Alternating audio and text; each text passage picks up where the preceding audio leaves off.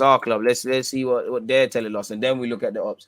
But yeah, we lost 2-1 to Brentford. Hopefully, that's not a case in the league. We saw our 100% winning record during pre-season come to an end as Brentford claimed victory in a behind closed doors friendly at London Coley this afternoon. You'd imagine they'll be, back to training. There might be another friendly, but you'd imagine it's back to training. Sevilla, I believe next week there'll be a behind closed doors friendly again. I don't know that. No one's told me that. I just imagine that will try and get a bit more fitness in the legs before Brentford.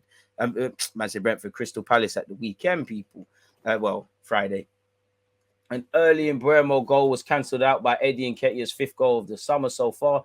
But just before half-time, Ryan Chivit restored the Bees' lead, which they clung on to despite us dominating proceedings after the break. The scoring was opened after just 9 minutes when Finn Stevens, who used to play for Arsenal, flicked the ball into the space on the right-hand flank for Trevor to race onto, and his low centre fouled in Bremo, who tucked past the outstretched Matt Turner.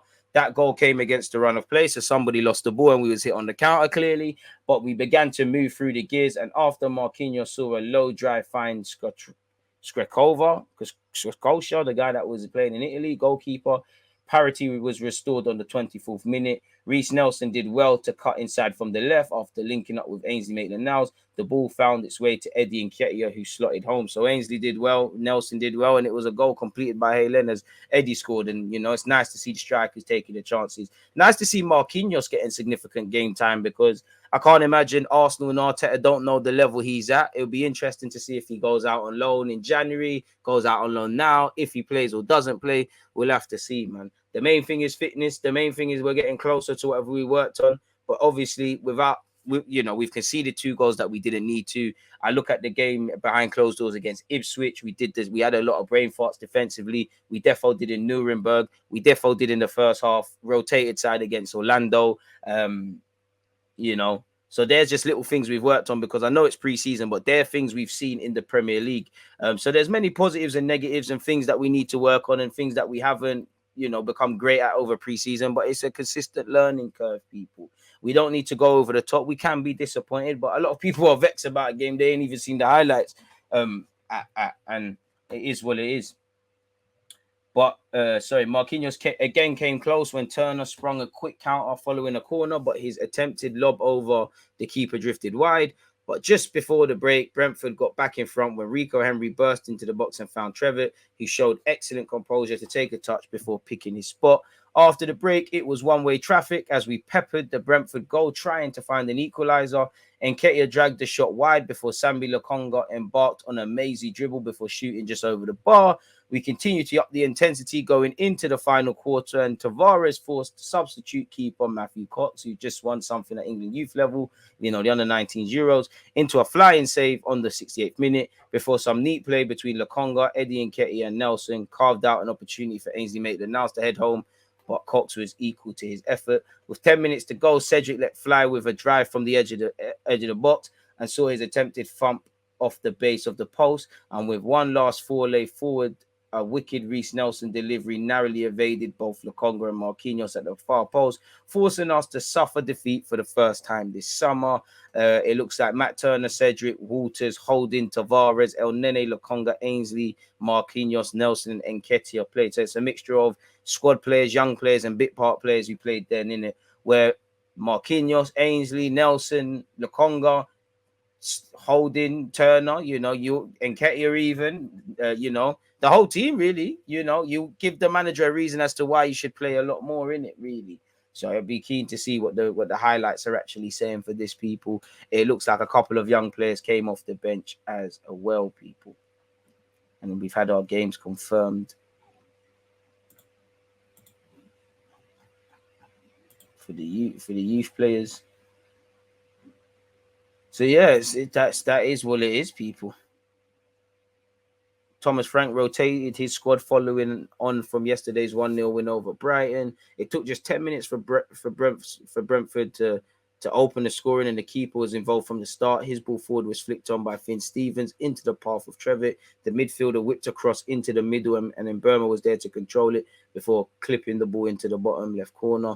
Ainsley Maitland-Niles was the first to try and get a response from his team. He cut inside from the left and smashed the ball towards goal, Gardos, wearing the captain's armband, threw himself in the way to deny it. With a quarter of an hour gone, Brentford could have been 2 up. Rico Henry showed his pace by bursting into the left side of the box and drilling across into the middle. It took several deflections on its way through, but no one in the Brentford jersey could turn it home. The bees kicked on, and Henry was released again after 23 minutes. Mad Birch chipped the ball through to his fullback, who unselfishly decided to square the ball towards Mbermo instead of going for goal. That allowed Rob Holding the chance to intercept the pass and clear his lines. At the other end, Arsenal were back in the game, collecting the ball on the wing, and Ketia cut inside from the left and dribbled past several defenders. He faked to go one side before blasting a shot into the bottom left corner. So he's already learning from Jesus. After an hour, the away side really should have gone ahead again. Keane Lewis Porter, who they've just signed from the championship, played a neat pass beyond him into the overlapping Henry, who managed to swing across towards the far post. And Burmo was ready and waiting, but Renell Waters, could have spelled his name properly, stolen to flick the ball away from the Frenchman at the last second. Just on the stroke of half-time, Trevor got what would prove to be the winner. Lewis Potter played the ball behind the Arsenal defence. Trevor took one touch on his right foot before sweeping it home with his left. After the break, Miles Harris might have doubled the advantage. He saw a shot deflected narrowly off the bar by Mohamed El Neni. The home side pushed for a goal back, but couldn't break through the back line, instead opting for long-range efforts. Obviously, there was a goalkeeper change. Reece Nelson got the first effort in, curling a shot in off the left that scrambled across his line to palm the ball wide. Cedric had a good goal himself with just 10 minutes left. The ball came to him on the edge of the box, and he took it in his stride before blasting it against the post through a crowd of red and blue shirts. It took several deflections as Cox dived after it, watching it cannon off the post and away. Arsenal might have snatched an equaliser just before the end. A ball across the box from Charlie Patino just escaped the run of Nketiah in the centre of the box and then bounced away from Marquinhos at the far post. Both players were left in a heap on the floor, unable to work out how neither of them could come up with a leveler. So it seems like we were susceptible in the counter-attack. We wasn't switched on defensively. We were troubled by Brentford's technical ability. We created a bunch of chances, but ultimately didn't take them. But again, I'm sure the highlights are available / will be available. But at this stage, who knows, man? And as I said, to a degree, it's not that who cares, but who cares, people. Main thing is fitness. Please smash the like button if you have not done so already, folks. We're flirting with 300. Twitch gang, we're going live in just under 10 minutes once again.